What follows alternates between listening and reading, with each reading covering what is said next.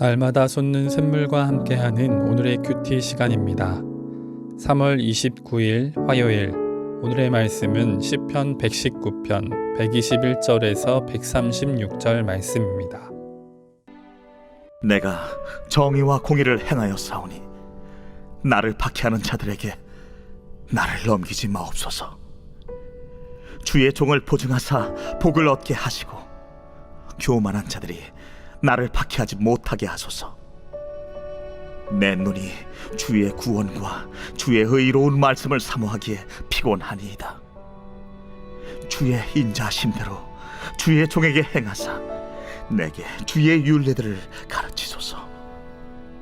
나는 주의 종이오니 나를 깨닫게 하사 주의 증거들을 알게 하소서. 그들이 주의 법을 폐하여 싸우니 지금은 여호와께서 일하실 때니이다. 그러므로 내가 주의 계명들을 금 곧 순금보다 더 사랑하나이다.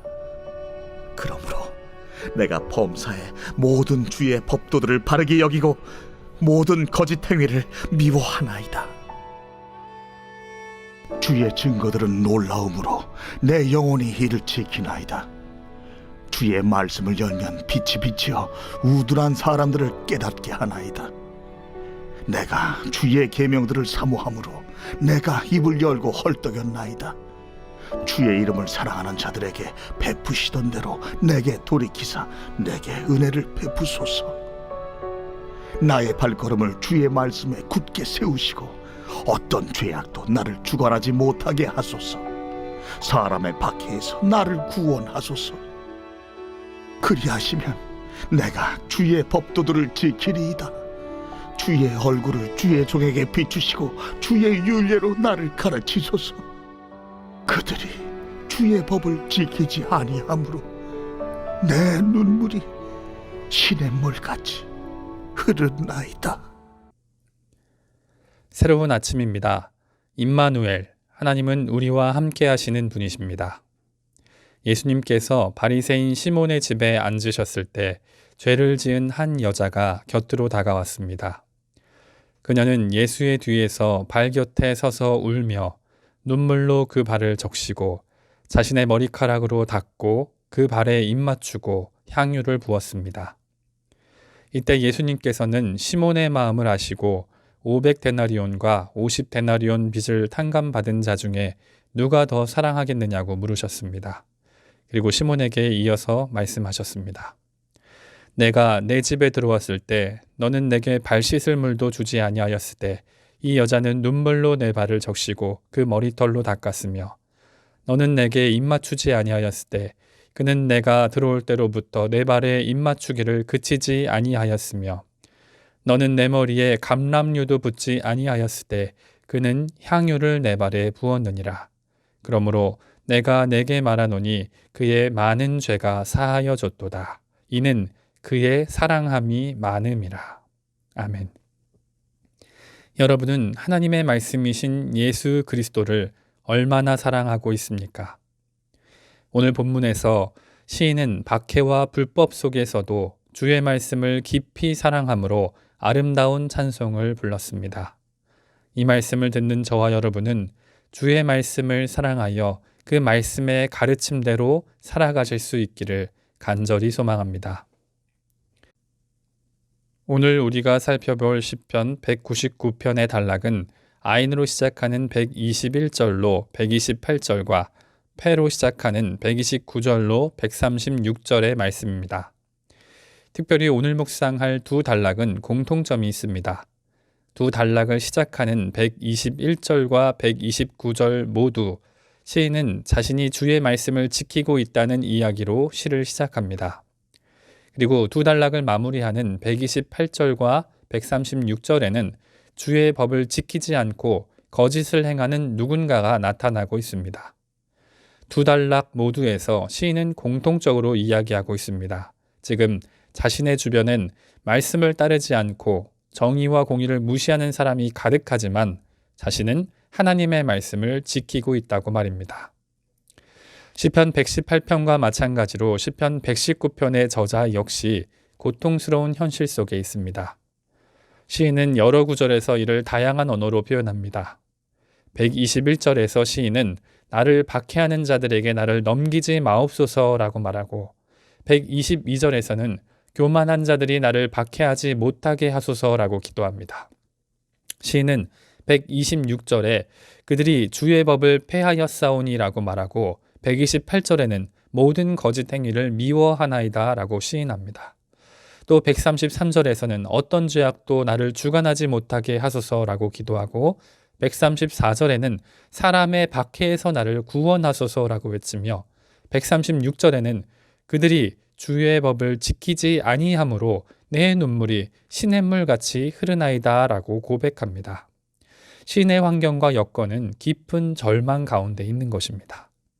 이렇게 절망 가운데 있는 시인은 특별히 주의 율례를 가르쳐 달라고 하나님께 매달립니다.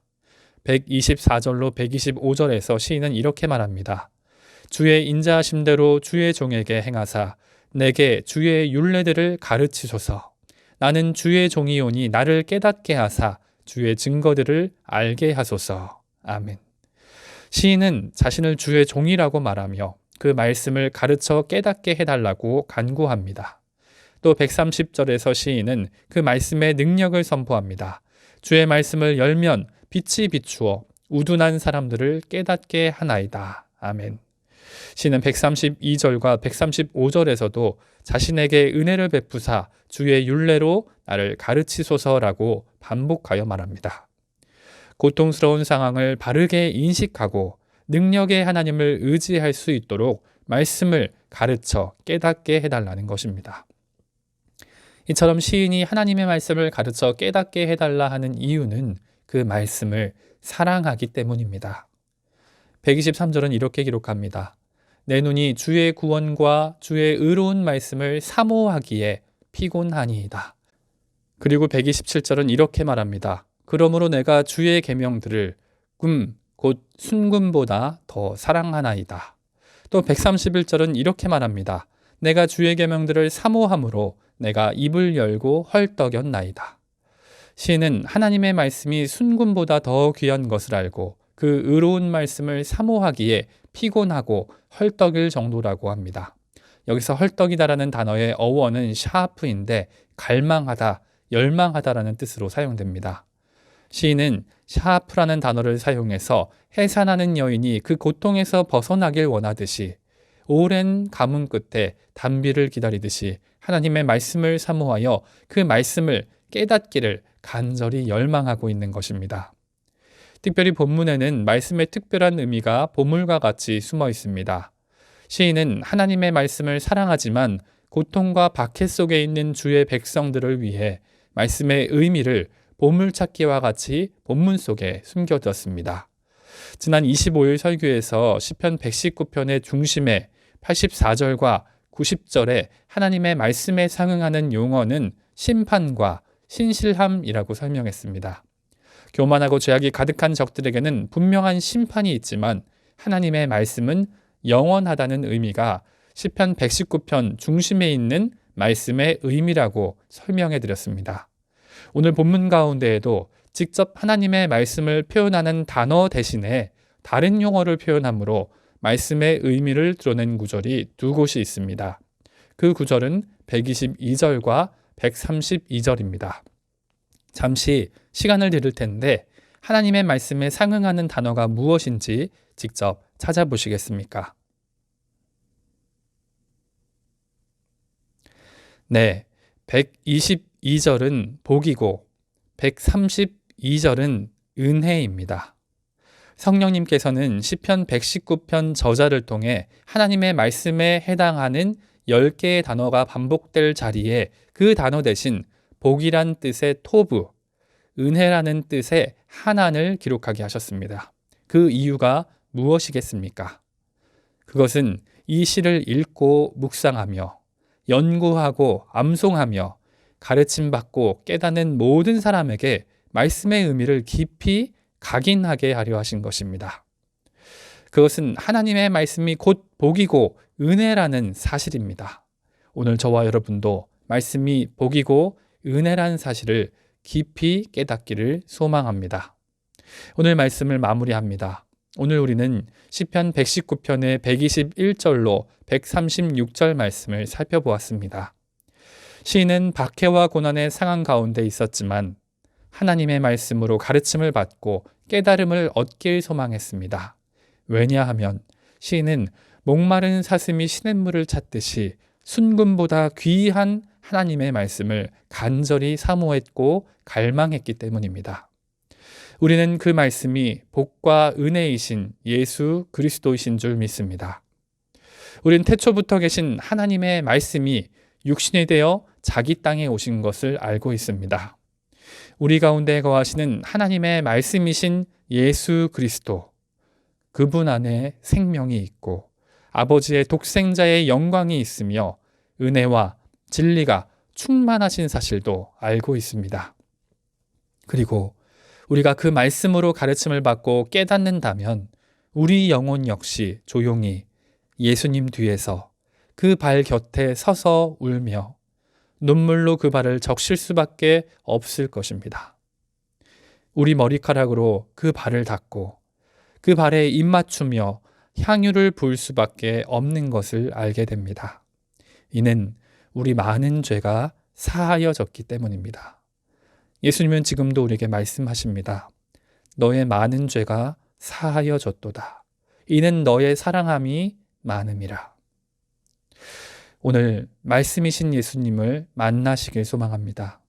그 예수님을 진심으로 사랑하길 원합니다. 그리고 우리 많은 죄를 용서받길 원합니다. 오늘과 남은 인생 속에서 주의 말씀을 사랑하여 그 말씀의 가르침대로 살아가는 저와 여러분이 되시기를 간절히 소망합니다.